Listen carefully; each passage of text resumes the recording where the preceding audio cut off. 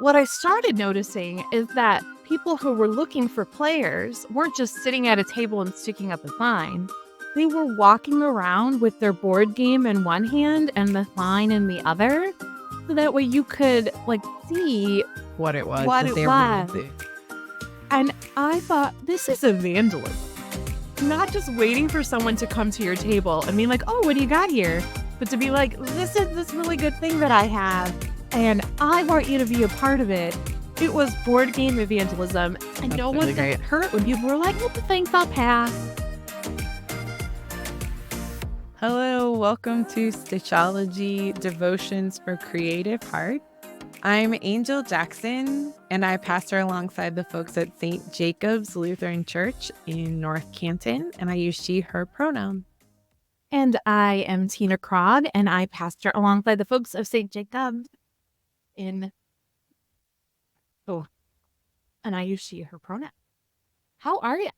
Good. Yeah, good. Excited about this series. I love bread. Yeah, bread is one of my soul foods. Yeah. Do you have another soul food?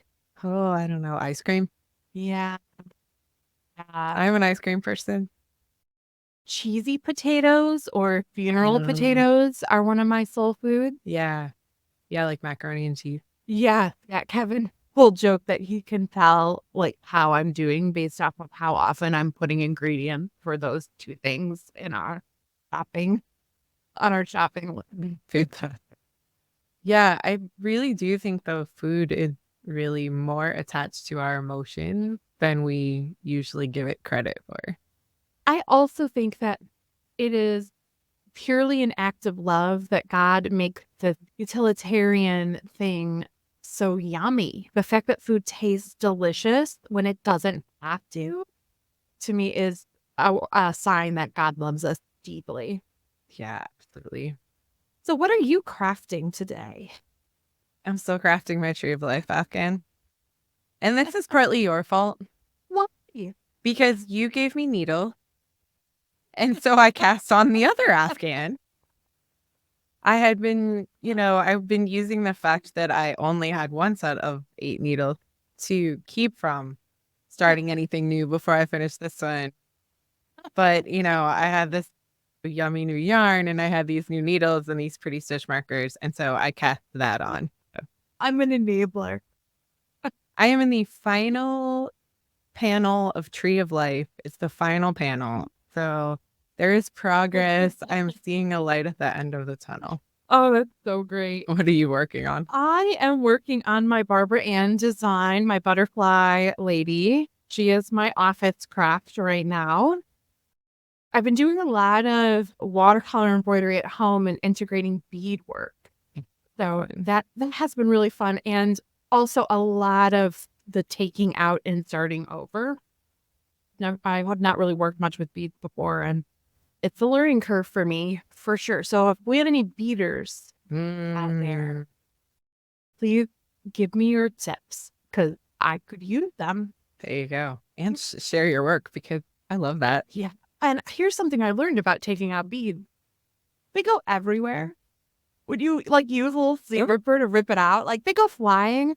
So it'll be days later and I'll find this little black seed somewhere. What? True. It's true everywhere.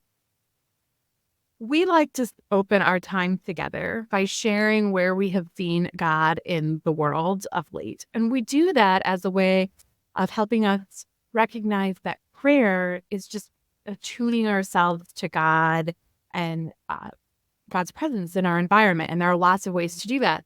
And for us, learning from each other about where we've seen God helps us pay attention in different spots for where God might be working than perhaps we would be looking for ourselves.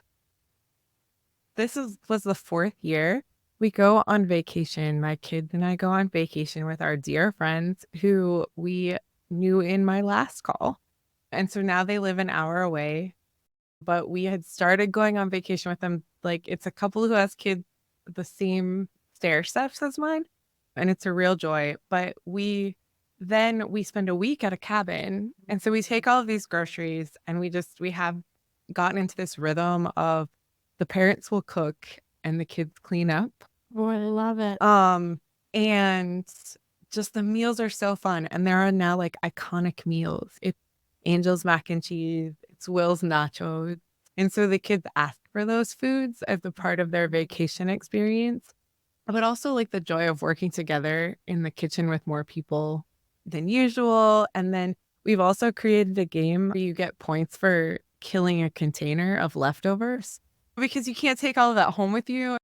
It's so fun to watch the kids.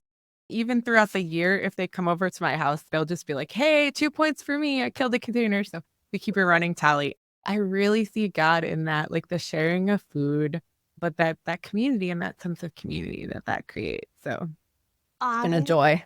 I love that so much. Where have you seen God this week?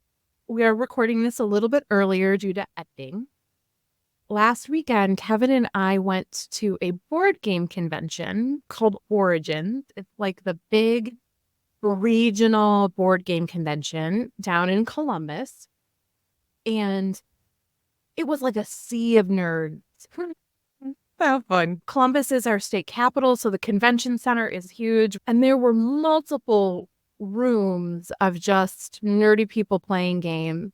And if you're just tuning in, we use the word nerd with love and respect. That is a title of honor. Where I saw God in that is that in one of the rooms, they had vendors who were offering up games to play so people could learn new games. And there are people who, if they need players, they have signs available that say players needed. And I thought that was really fun. But what I started noticing is that people who were looking for players weren't just sitting at a table and sticking up a sign. They were walking around with their board game in one hand and the sign in the other. So that way you could like see What it was. what that it they were was. into. And I thought, this is evangelism. Not just waiting for someone to come to your table and be like, oh, what do you got here? But to be like, this is this really good thing that I have, and I want you to be a part of it. It was board game evangelism, and that to me just That felt is really fun. really beautiful. And That's no one really great. got hurt when people were like, well, thanks, I'll pass. And I felt that is a good lesson too, that when we go out to evangelize and invite people to participate in the fun and games we have at church, we don't have to take it so seriously if people are like, yeah, that's all right, I'll pass. Yeah, fair enough. I like it. That's fun. As one of our crafting options for this soul food series, baker Dawn Princehorn has curated a weekly bread recipe for us. You can find that recipe in the Soul Food Stitch-Along Drive. Access to the drive can be found at our website at stitchologycrafts.com and selecting Soul Food. Here's a little taste of why Dawn selected this week's recipe. Hello, Miss Dawn. What bread do you have to share with us for week 2? Well, I'm going to go a little off base here and tell you it's not bread, but roll. Oh, I think that counts. They're- That totally counts. They're called French bread rolls to die for. Oh, that's quite the title. Yes. I like them because they're an excellent crust and they're really crispy on the outside the way French bread is, and they're real soft in the inside. Oh, that is making me hungry. Now, it's not hard to make, but I've had my one friend that I've tried to teach how to do it say that she doesn't have the skill of rolling that I do, making the dough, making the rolls. So I should expect that the first time I try it, mine might turn out like a little wonky. Well, they might look wonky, but they'll taste wonderful. And I've tried to tell Karen that it isn't how they look that counts. It's how they taste that counts. Perfect. Thank you so much. And as always, that link will be on our show notes.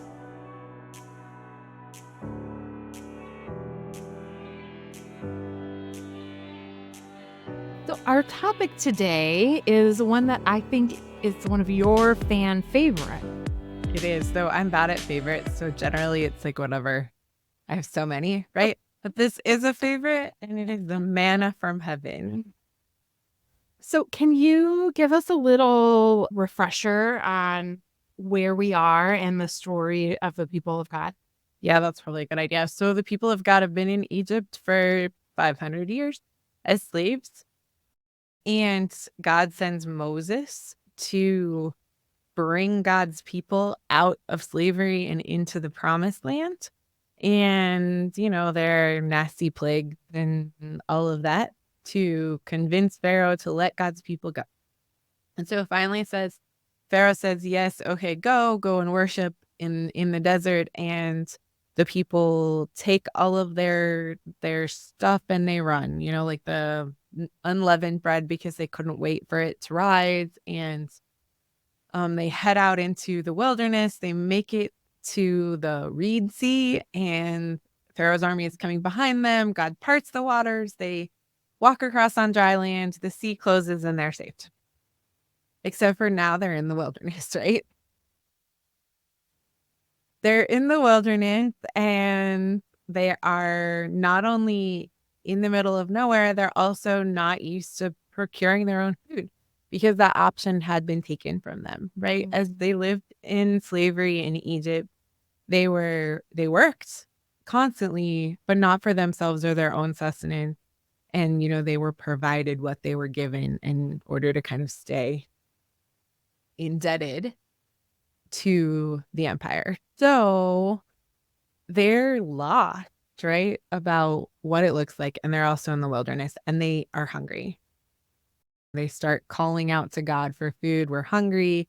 Of course, they look at the old days with rose-colored glasses. They say, oh, remember the flesh pots in Egypt when we got to sit around and eat our fill? Definitely a rose-colored glasses kind of view of how it had been. They are hungry. And manna is God's answer to the hunger of the people. I love hearing you tell the story from memory because it reminds me that these stories were originally told verbally, right? They were passed down through these sorts of conversations as teaching tools to help the community. And hearing the enthusiasm when you retold that story from memory, it helps me recognize why God has kept the story alive for us for all these centuries. I am reading from the She Reads Truth Bible. The entire Israelite community grumbled against Moses and Aaron in the wilderness, and the Israelites said to them, if only we had died by the Lord's hand in the land of Egypt when we sat by pots of meat and ate all the bread we wanted. Instead, you brought us into the wilderness to make this whole assembly die of hunger. Then the Lord said to Moses, I am going to rain bread from heaven for you.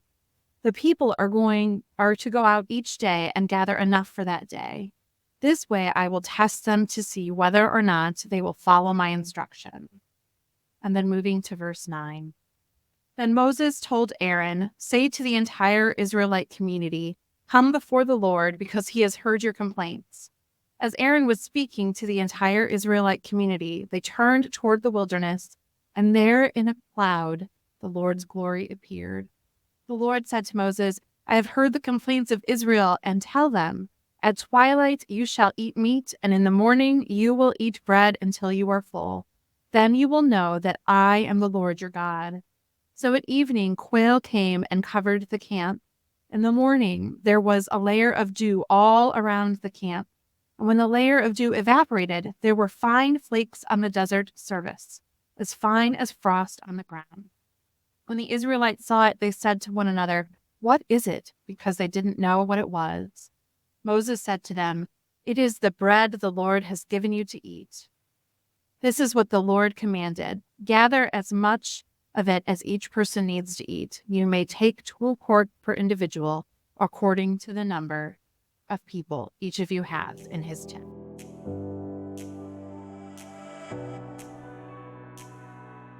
I'm Laura Franks Benton of Just Brave Enough.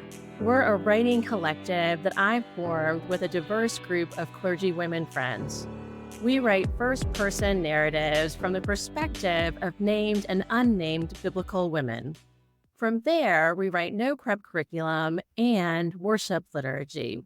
Check us out and download a sample at justbraveenough.com. When I'm starting a writing project and need a jump start, I often turn to poetry and to writing prompts. I am excited to share one of each of those with you today. Manna by Lucy Shaw. They asked, and he brought quails and gave them food from heaven. I'm not asking for quails for dinner. And if they flew in my window at mealtime in a torrent of wind, I would think aggravation, not miracle. Time is so multiple and fluid. If I lose a day flying the Pacific and gain it back returning, perhaps the prayer I offered this morning at first light was known and answered last week. You never know what a simple request will get you, so no plea for birds from heaven. Rather, I will commit myself to this quotidian wilderness, watching for what the wind may bring next. Perhaps a minor wafer tasting like honey that I can pick up with my fingers and lay on my tongue to ease for this day my hunger to know. Today, we'll jump off one of the poem's lines. You never know what a simple request will get you. Take that and think about a time where you wanted something oh so badly, and it did not turn out the way you had hoped. When doing this type of writing, I like to start with a stream of consciousness. It might look like a list or phrases or even a badly punctuated paragraph. From there, gather the elements into an assembled poem or a short memoir piece. Play around with it. Remember, the request or desire can be whatever pops into your mind while you're rewriting. Don't judge it. I have read some great pieces about terrible hair decisions.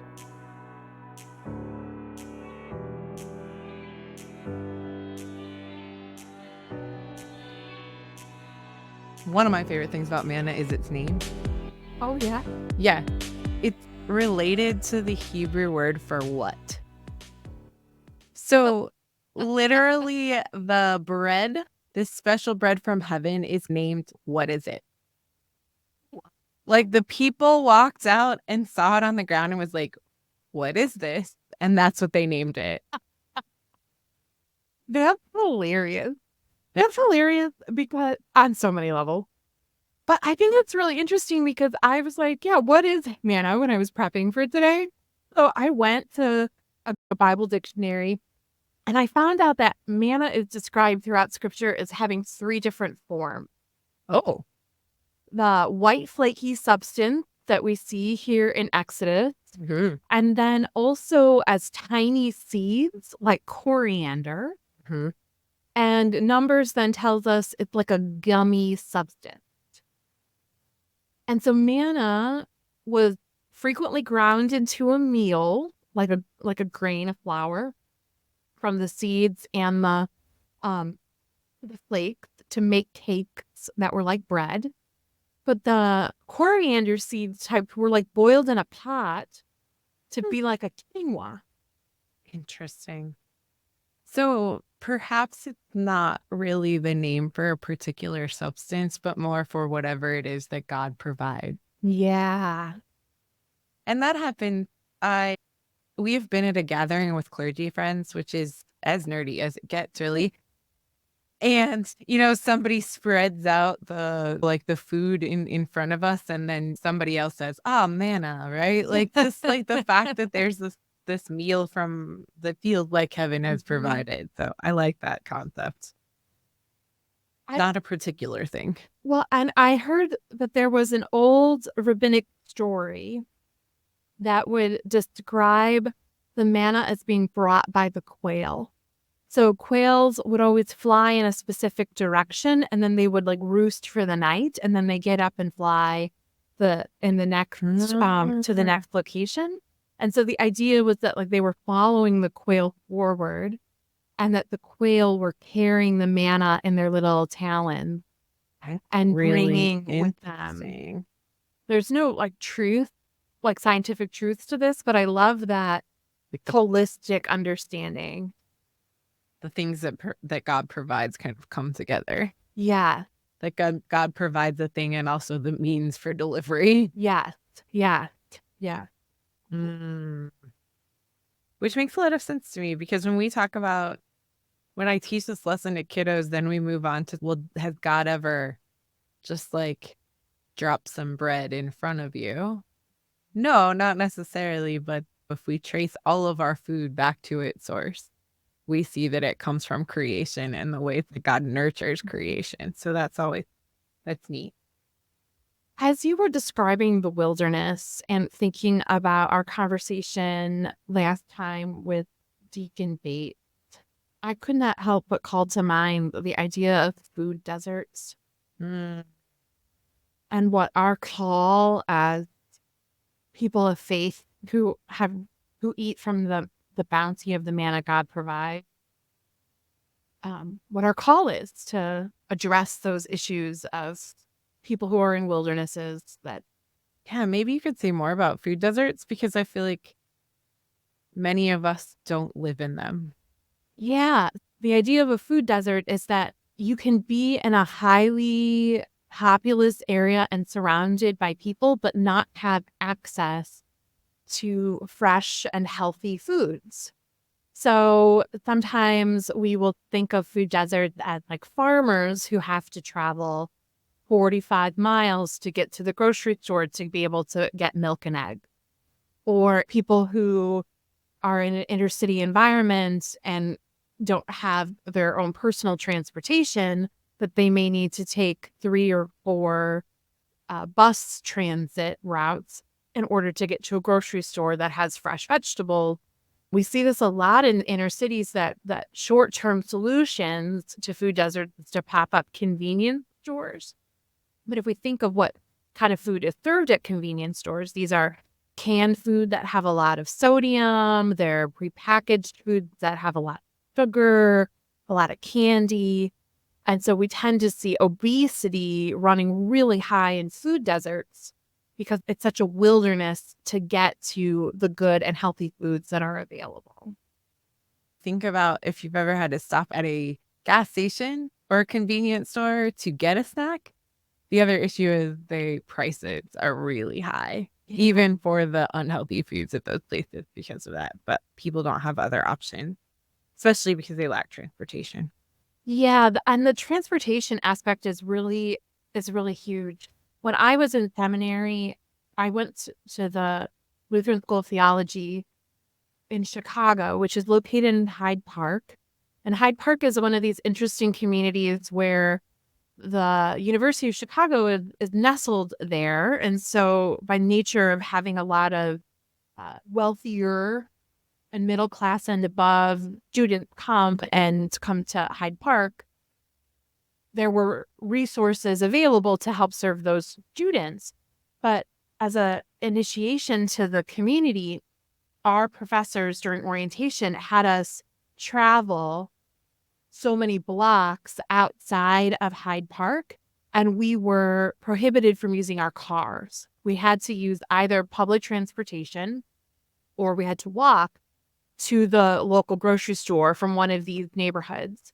And we weren't given water or anything. We had to actually experience what it was like. And that was a life-changing experience for me because walking 30 city blocks in 80-degree August weather in Chicago to be able to get to a place where I could buy an apple, I just never had lived that reality. I've lived in the suburbs my whole life, and I've always had access to a car. And that shift really got me thinking differently about what a food desert could mean. Yeah, and even in small towns, you and I both had a chance to minister around Worcester, Ohio. And there are times when you think about like the Walmarts or the box stores that maybe provide a little more affordable food options are now often on the edge of town. Yeah. And for some of our seniors and things who lack transportation, that can I think that's a real issue with seniors and maintaining senior citizens' health is that their income is decreased and they also, for safety reasons, feel limited about taking their own vehicle to be able to go to the store. They only go certain times of day because they prefer them to drive than going at night or when it's raining. And so they often stock up on food that will sit on their shelves for a while, which are filled with a lot of sodium and salt and things that are not really good for older bodies who need to be eating healthier. So when I hear this passage and I think about wilderness and our modern mindset, I'm feeling convicted with a sense of call that perhaps I need to be thinking more about how do I help the people I love and serve get access to these healthier forms of manna. Since God gives us, as we see in these different forms of manna, exactly what people need for health. God gives protein and grain, not just one or the other. What is our work to do in the midst? I'm really glad you brought up those connections, those wilderness connections, because I feel like there is a thread of justice that really runs through this passage, which I think is why you added on the extra verse at the end that we're reading today, because this manna comes with some guidelines, right? Some rules, which is good because when you don't even know what it is to begin with, it's good to have some instructions, right? Yeah. So this comes one in the morning, every morning, and there is enough for everyone to have what they will need for the day. The passage goes on to say that, like, don't save any. What happens when they save it? It rots. Yeah. It and it maggots and it's just really unpleasant. It is a very graphic description, which is why I didn't read it. Yeah. It gives me the heebie. It's really unpleasant. So, don't save any over. Don't take more than you need because that's not going to end well. But, if there's somebody in your household who isn't able to go out and gather, then you can gather enough for them. Except for on the Sabbath, right? Yeah. On the day before the Sabbath, there's double, just enough that you'll eat on the Sabbath and not have to even go out to gather your daily bread that day. So I think that's an extra fascinating piece of this, is that not only does God give, but God gives enough for everyone and exactly enough. And that when people try to hoard, God builds in a check and balance for the sake of the community. So that way people will refrain from hoarding. The reason why the manna degrades is so people don't take more than they need. So that way their neighbor can have access to the things that their neighbor needs. Yeah. And then there's a sense of trust built in there, right? Like, why do you need more? Because I've promised that I will give you the same tomorrow. And I know that I struggle with that sense of trust. Just because God provided today, I have a tendency to doubt that God will provide for the next and the next. Yeah. So it's both a call and a reminder. A call to consider the needs of your neighbor by not taking more than you need, and then trusting that God is going to provide for you. When you're talking about trust, it reminds me that how God provides is often through the actions of other people, right? Other people refraining from taking more than they need actually helps to provide. This is a very real connection to a moment in my family's life. Jillian was born right at the beginning of the 2022 baby formula shortage. And as I've shared in the previous season, I was unable to breastfeed for medical reasons. And we would go to the grocery store and there would be limits on how much formula you could buy.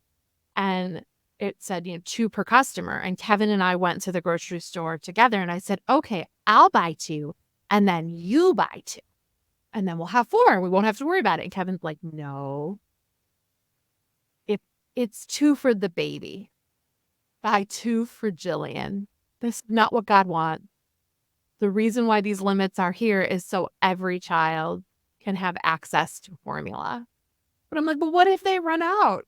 And he Right. said, Yeah. he's like, well, what about the child who doesn't have any? And I felt like the Israelite. And I'll tell you what, there wasn't a single meal that was skipped for Jillian. She had exactly what she needed. We were never without. And I'd like to think that there was another child who was never without because we followed these regulations that helped us to have abundance for all, even though it was really scary. Yeah. I mean, when you're looking at your little 4-week-old, you're like, I might not have food for you. It's really, really scary. But I'm thankful that in many ways my spouse is just more faithful. And faithful in different way. Faithful in different ways, yeah. I'm reminded as well, one of my favorite things about this story is that it's not too long down the road that the Israelites become tired of this. Like, okay, we've had manna every day and we're tired, right? Can you give us something else? Those cucumbers were pretty good back in Egypt. Like me not wanting leftover. And it's also really funny cucumbers, right? Yeah. I think we Americans are notorious for standing in front of a refrigerator full of food and saying, oh, there's nothing to eat, right? Because it doesn't sound right or, whatever that is. And so, Looking for something salty. yeah. And so I think this passage is a good reminder to me that God gives us what we need. Like, not necessarily the fanciest of food. Sometimes it's the basics. Yeah. Learning to be satisfied with God's provision as opposed to being satisfied by our desires. Tricky. Yeah. And I'm saying it, all of this from a very privileged position as someone who has never truly gone hungry. And I think this passage hits a lot differently for folks who that is not their lived experience. And as you said, I feel like it's more of a calling, perhaps a conviction. Yeah. That I have more than I need, and so I should be sharing more. And creating systems like we talked about with Deacon Bates that help enable everyone to have access to the things that they need for their holistic well-being. Yeah. Excellent. Well, my soul is feeling fed from this conversation. And next session, we're going to talk about Elijah and the widow of Zarephath. So stay tuned. But in the meantime, may the God of inspiration bless your resting and your creating. Amen. Amen. Thank you for listening to this episode of our Soul Food Stitch Along season. Please remember you can find all previous craft alongs at our website at stitchologycrafts.com. We would like to thank you for supporting us by being our listener.